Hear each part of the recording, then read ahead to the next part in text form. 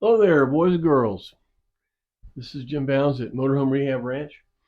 And this video is about you guys that just picked up a GMC and you're so excited. Oh man, all I got to do is get it home. The first drive in anything, first ride in a motorcycle is the scariest one. And even scarier than that is a motorcycle you don't know. Like the first time you try to drive somebody else's motorcycle, be cool. So here you got a 50-year-old, 12,000-pound hot rod with plumbing, and you're getting ready to drive it home. Awesome. Well, you got to get there, and you need to learn that machine, how it sounds, what things are, how to check stuff. But before you get into that routine, man, it's like you're on a log going downhill. You don't know what you have now. You believe, you want to trust, but verify the last owner. She's ready to go. Okay, cool. Let's check some stuff. All right. Tires. What the age of your tires? You never see old tires on a Corvette. Why? Because the owner knows if he blows a tire, when that Corvette's going to blow the corner of his car off because it's plastic, right? Since 1969, Corvettes are made of plastic. Before that, they were fiberglass. They're even worse. Guess what? Your motorhome is made out of the same plastic. So if you have a flat, if you tear up a tire, you throw stuff out, it's going to do some damage. Same as that Corvette.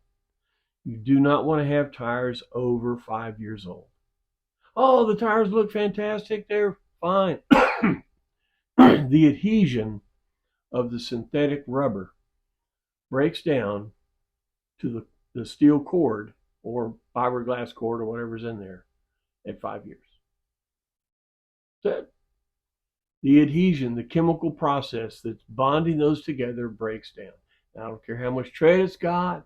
I don't care how much it's been protected, or has nothing to do with it. You need tires that are less than 5 years old. Okay.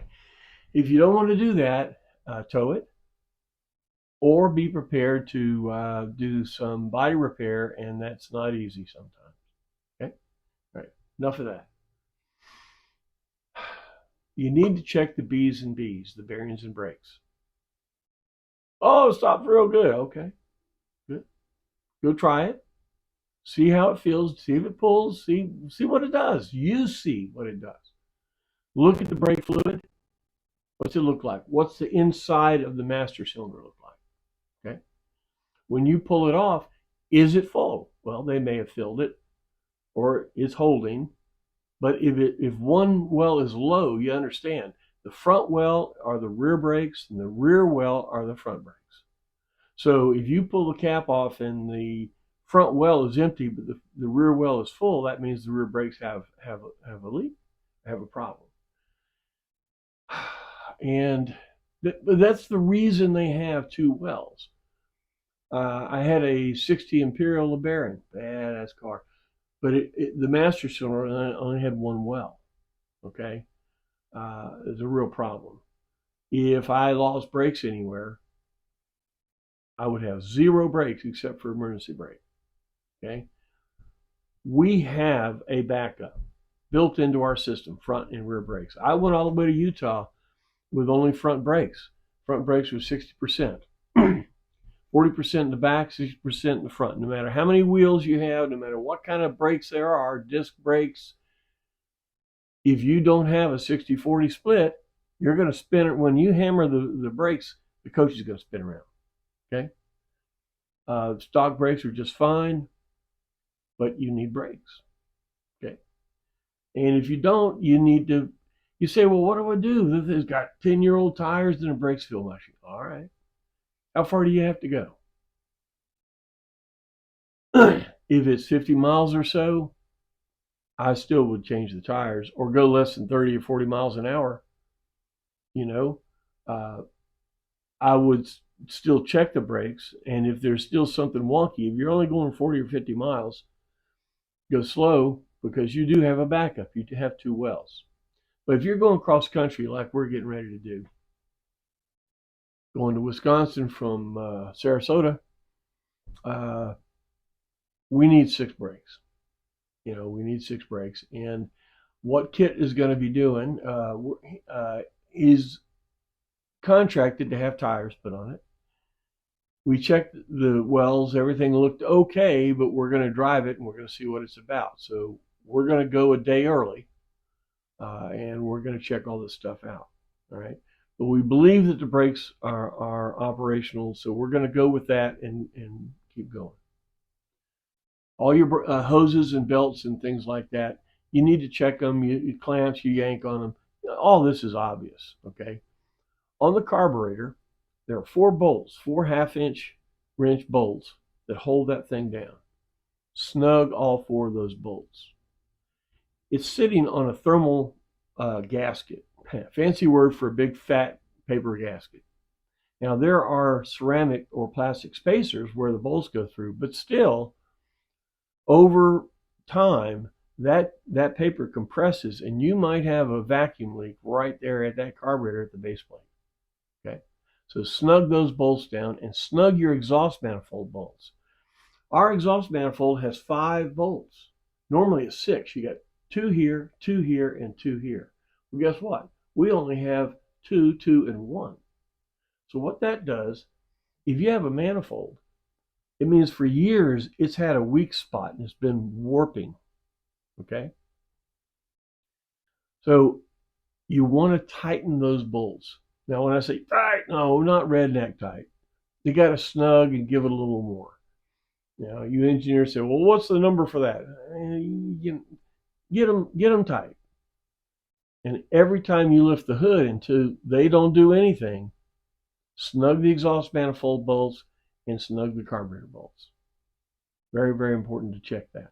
All right? Of course, you do the normal stuff, check the oil and things like that. Your alternator belt.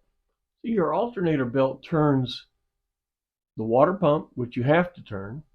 It turns the power steering pump, unless you're Armstrong or got your gorilla with you, and it turns the alternator. Those are the 3 things you need. There are 3 belts on the coach.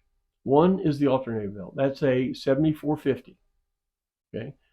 If over the last 50 years they've not changed their pulley sizes or anything. But check what you've got, but a 7450, and I would get 2 of those, because if something happens, if you can just turn that one belt, you can motivate. All right. Speaking of belts, if you look down at the engine to the right, that's your AC compressor. Cut that belt. What? It could be hot. I understand. If it's really hot, understand that if that piston-driven compressor takes a dump, and they're really good about that, and it throws that belt could throw all the other belts in your stock. Okay? I would never make the first drive with your motorhome a family event. I would put a sacrificial lamb in the seat of that thing and drive it and see what assets you have. Okay? Now, if you find that the air conditioner compressor is a good asset, doesn't make any noises, okay. But remember, what's our prime directive? Is to get home. To get home. And that AC belt will not help you get home, other than heat. But I mean, motivating, driving, getting there, it will not help you anymore. And it could hinder you from getting home. I always cut it. Let's get rid of it. The 7570 is your alternator. 7450, I may have those numbers before. 7570 is your alternator belt. The 7450 is your power steering belt. Now, if you had no belts but a 7450, that will turn the water pump and it will turn the power steering pump. It will turn the alternator. So you're not going to be charging. But if you had to get out of the hole, you could do it with one 7450 belt. But 7570, turns all three, right? Of course, you want to tighten the belts, make sure they're tight. Look at the belts, because if you say, well, if I look, I'll find a problem. You betcha. And if you've got a cracked belt, do not, I repeat, do not leave with it. Okay? Change the belts and have extra belts. All right? If you want to know about how to do every one of them, we couldn't go through that here. I'm already at 10 minutes. Okay? Bearings and brakes. Bearings. Drive it for 5 minutes. Stop. Touch the wheels. Everything should be reasonably cool. Just 5 minutes. But if one wheel is hot, you may need to pull that wheel off, because if there's a bearing or a brake issue, it will get hot long before it fails. Okay? Later on, I'm going to tell you, you drive this thing 250 miles at a time. If you know the condition of your bearings and your brakes every 250 miles, chances that the wheels will stay on. And if you can keep the motor running and the wheels on, what's our prime directive? To get home. Okay? So go drive it and see if they get hot. If anything gets hot, you may need to check it out. All right? Tools. I did a video, kind of scrubble back, you'll find it, about what tools to get. Real quickly, make sure you got a jack. I use a 35 or 2,500 pound cheap Chinese floor jack, a 6-ton bottle jack, Chinese cheap, but 6 tons will pick it up. You get a jack stand, a couple of the 3-ton smaller jack stands, easier to carry. And if you saw a previous video, you have 3 points, 2 3-ton stands and a 6-ton bottle jack in the middle. You can go up. Okay? And I'm okay with that. You've got to have all that stuff. You can make sure you got a socket that fits whatever lug nut you've got. I'm not going to talk about that. Fits the lug nut, and you've got a breaker bar to pop it loose. Got to make sure you can change your wheel. Make sure that you do actually have a spare. And if you're buying 6 new tires, you might as well buy 7. We did in some of our restorations, when you put the quad bag on, you don't need a spare, and you can get rid of the Continental look and all that, which is cool. And if your coach that you're buying has that quad bag system, you can get 6. Okay? But if it doesn't, for now at least, invest in another couple of $100 in a 7th tire. Isn't going to break the bank, and it could save you from being on the side of the road with Bubba and Scoot. Okay? So it's up to you. I'm not going to talk about the tools other than that, and general tools and things like that. Now, how do you drive this thing? We're at 13 minutes in this video, so I don't want to make this too long, but I really want you to understand that the first drive with your motorhome is probably one of the more important ones, because that's when you're going to learn about it. They have a character, they have a soul, and depending on how the last 50 years they were maintained, will tell you whether this thing is going to be reliable or not and get you home. So that first drive is really, really important. Now I say, well, what's the first drive? So how are we going to do this? So we got this thing all ready to go. Tires, brakes, all this stuff. Got more tools in there. You can't hardly walk. Got all the liquids. You got things to lay down. One thing I really do want to talk about, I want you to go get some 3/8-inch fuel hose, and however you've got to do it, put one of those clear 100-micron cleanable fuel filters on the outside of the frame rail. Okay? Because if there's crap in the tank, that engine is not going to eat it. It's not a macerator. Okay? If you get anything bigger than 5 microns into that carburetor of dirt, 5 microns of dirt, it will clog up.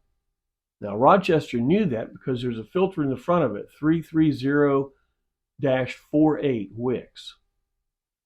Get 2 or 3 of those, because if that clogs up, it will stop you. And it's happened. Okay? But before that, this little glass filter, you need to mount it on the outside of the frame rail. So if you're laying on the side of the road and a big truck going by and all this, and that thing's clogged, you can take it apart and clean it right there on the side of the road. Why do I want to do this? Because I know it's going to happen. Because it has happened. Metal tanks with old fuel in them will rust. Okay? That 100 micron clear inline 3/8 barb glass filter will, that's your first line of defense. That picks the boulders up. It stops that stuff. Number one, you can see flow. If there's a problem with driving, the first thing you want to know is fuel or fire. You can go back there to that filter and you can see whether you have flow, whether you have fuel to the thing. Very important to be able to know that. But two, if you look in there and you see it's just full of nasty stuff, you can open it up, take some starter fluid, get a can of starter fluid when you buy that filter system, spray the filter, clean it off, put it back together, and keep going. That stuff you blew out, that round stuff and all, that was rust from these metal tanks, brother. How do I know this? You must do this. A little bit I'm talking to Kit. We had talked about this before going to Wisconsin. Whatever we do when we get there on Monday, day before, we're going to make dadgum sure that we've got an inline glass filter on the outside of the frame, so when something fills up, we can do something with it. You need that. Very important. Get those two clamps that clamp off the hose. Clamp it off. Wrench to open it up. Let the stuff fill out. Can of starter fluid. Clean off the filter. Stuff it back together. Take the clamps off and go again. Got to do that. All right. Get in your motorhome. You fire it up. You let it sit there and warm up. This is that first trip. Now here we go. We're all ready. We got all our tools. We've checked everything, all this kind of stuff. We're all ready to go. All right. Drink a cup of coffee if you drink coffee. Smoke them if you got them, that kind of thing. We're getting ready to go into battle. All right. What are your assets? All that kind of stuff. Fire that mother up. Let it sit there. Listen to it. How does it sound? Does it sound nice and solid? Sound smooth? Is it idling in park at about 950 RPM? AC off, everything, about 950. Okay? If you don't have a tach, you know what an idle is. You don't want it too low, because if it's too low, the guy says, oh, listen to it purr. It may not be able to create enough oil pressure. So you want to know that you're at about 950, which you put the air conditioner on, it'll drop 100, about 850. You put it in gear, it's going to drop another 100, 750. So at idle, in park, air conditioner on, you're at about 750. You say, well, what's that important? It's real important. If we're going to drive 1,000 miles, we got to know that thing will idle smooth. So you let's sit there and idle smooth. Turn the wheel, feel everything, go check your tires, get in it, take off. Drive 5 minutes, 10 minutes. In other words, warm up the wheels. Get out, don't turn the engine off, touch the wheels, see how they feel. Let the engine keep running, because we're watching for water temperature to go up, oil pressure to drop off, belts to throw off, that kind of stuff. The more it runs before we take off, that's what to call a test. All right. Ready to go. Put it in gear. Have your favorite beverage with you. Okay. Don't turn on the radio. Don't do that. Okay. I think you should have a cell phone charger, some USB port or whatever to plug your phone in, because you'll probably want to put it on Google Maps or something. Lately, I've been using Waze, because Waze has your speed on it. You say, well, I've got a speedometer. Let me tell you, man, there's so many things that would make that speedometer off. I would put on your phone, and I would put it on Waze and have the speed going, and also see where you're going. Don't get lost. Okay? Don't do that.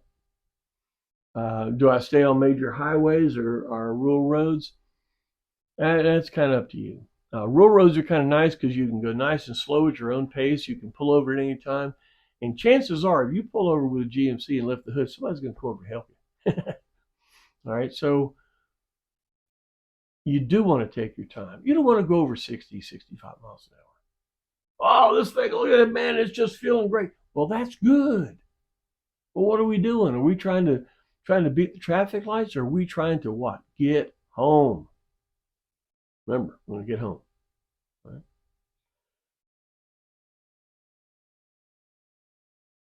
You drive 250 miles. Well, wait a minute. Wait, I got 50 gallons of gas. That's at 8 miles a gallon. That's 400 miles. Again, dude, if your fuel line's leaking, you're leaving gas on the ground, and your gas gauges don't work, you will not have 400 miles. If your engine is not tuned well and you're not getting 8 miles a gallon or 9 miles a gallon, you're getting 4. You can't go 400 miles. But if you feel that you have your fuel tanks full, and we're going to talk about that, you can go 250 miles. Stop, put gas in it, you pump it as slow as you can until it pops back. Wait, let it gurgle, spit, all this, and then pump it again until it pops and stop. Look at your gas pump. How much is that? Is that 250 miles at about 8 miles a gallon? Is it? Okay, we're ready to go. Don't need a gas gauge. Each time you stop, if you pump it in as slow as you can and it pops, wait, slow as you can again, pops, stop. You can drive 250 miles. You won't hear banjos. You won't have Bubba and Scooter trying to help you get 10 gallons of gas. Because let me tell you what, 5 gallons of gas won't hardly get your wicks wet if you're out of gas, truly out of gas. Okay? You say, well, I've got 2 tanks in the switch. You're not going to rely on that switch at all. No. A 50-year-old AB solenoid, negative there, Space Ranger. We're going to drive 250 miles. We should be able to get 250 miles coming off the rear tank, through the filter, and you should be able to get to the next place. Stop, go pee. You're going to be excited. Walk around the coach, see if anything fell off. Touch your hubs. Put gas in it. And go again. That's how you drive this thing. That's how we're going to drive this thing to Wisconsin, kid. If you're one of those fast drivers, well, dream about going fast one day. All right, but I'll usually go 60 miles an hour. 65 if it feels real good. But the reason is I don't want to heat anything up. There's so many parts that nearer to the end of their envelope of life than they are at the beginning of life. And you have no idea right now, because remember, you're on this log going downhill. You don't know where some integral parts are in their envelope of life. So let's not push it. Okay? Let's not push speed. If that motor will run, chances are, if you don't abuse it, it will run at that speed at 22 to 2600 RPM to get you home. Okay? Now, after about the first time you stop and get gas, you're going to turn the coach off. I'm scared of that sometimes. Sometimes I've gone without even turning it off.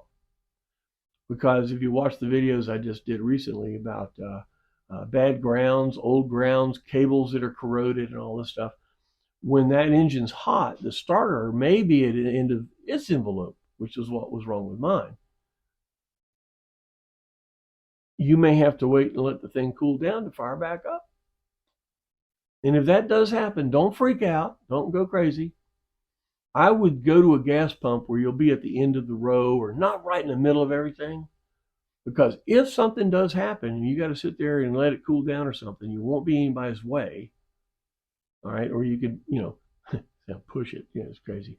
Get a couple of people to push it just over there and let it cool down.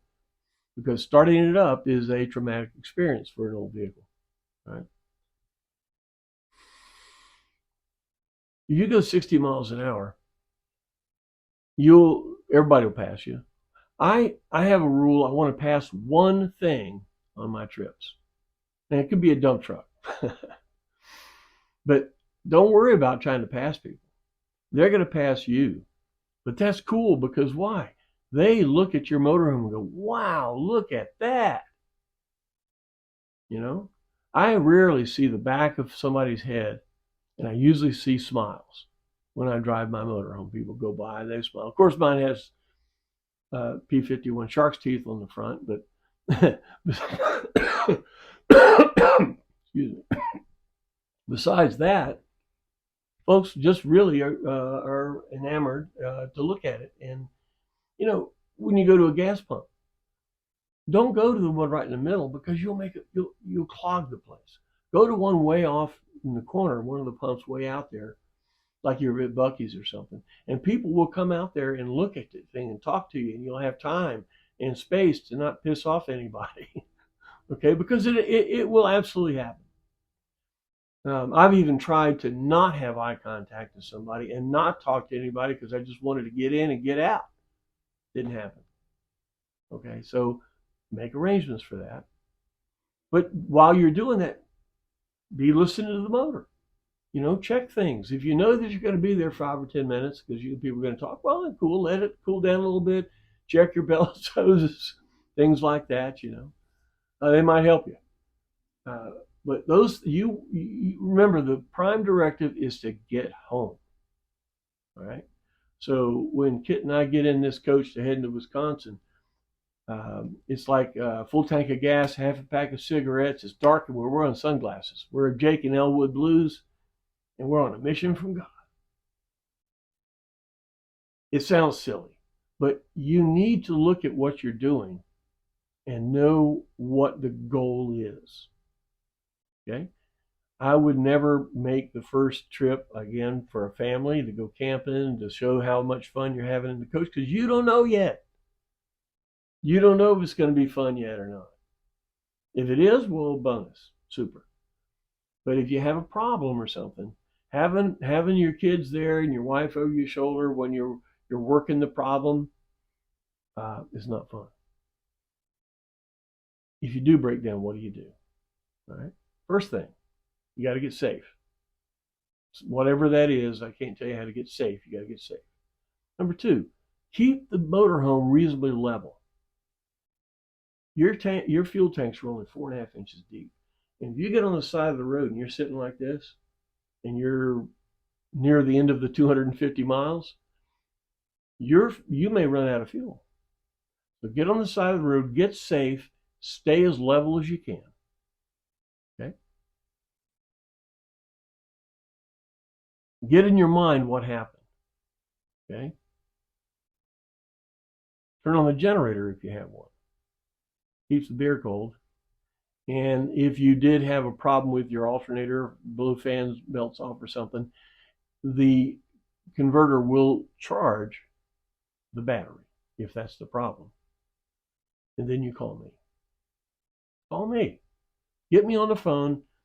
Don't call me about gas prices in Topeka at 2 a.m. Okay? Or how to wash your windows or something. But if you're down and you need some input, you know, Capcom, we have a situation. That's what Motorhome Rehab Ranch is here for. That's what I'm here for. I do it all the time, and I think that I can help you. Right? So put my number in your cell phone. You break down, do those things, and call me, and let's work the problem. Okay? You'll probably never have that problem again because this is going to scare you so daggone much. You're going to double fix it. But over the years of you owning this thing, there will be a lot of issues of parts literally wearing out. We were running into situations where a metal plate with a hole in it wore out. Okay. Well, look, guys, this has gone further than I want to. I may do another one about this. But Kit, in a couple of days, we're going to be living this. Thanks for your time. Hit like or whatever. Tell your friends that it's there. And it'll be in our database. Talk to you next time.